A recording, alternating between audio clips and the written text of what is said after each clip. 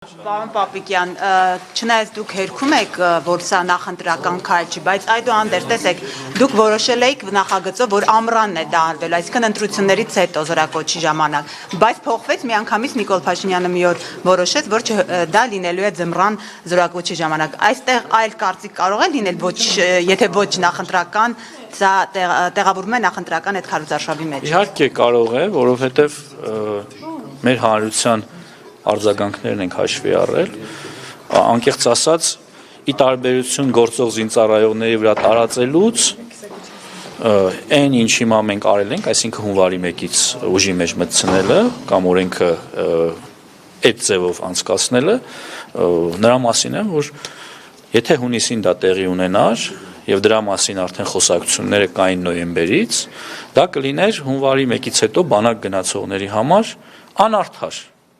Ու երբ կար հնարավորությունը հաշվարկները մեզ թույլ էին տալիս դա անել ավելի վաղ, բնականաբար մենք լսելով, անսալով մեր հասարակության մտահոգություններին, խնդրանքներին, նախագիծը չենք քննարկել, ներողություն, նախագիծը շրջանառել էինք, նախագիծը շրջանառելուց հետո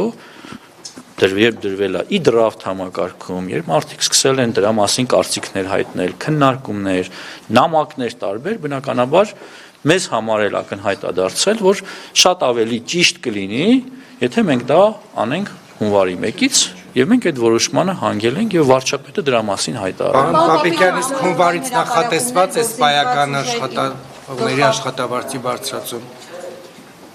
Հունվարի 1-ից աշխատավարձի բարձրացում նախատեսված է։ Հարգելի գործընկերներ, ատեստացիոն համակարգը ներդրված է, այն ընթացքի մեջ է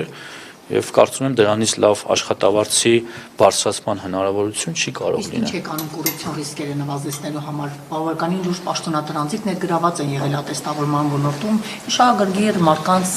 կազմակերպել, որպեսզի գնան Եվ ուր են հիմա նրանք, աթոռին են, բայց ինչ է անում մնացած ոլորտներում զսպելու։ Կարծում եմ մեր հետևողականությունը նրա մասին է, որ մենք այս հարցում շատ լուրջ ենք տրամադրված, շատ հետևողական ենք եւ բնականաբար այստեղ ներում չի լինելու ոչ մեկին։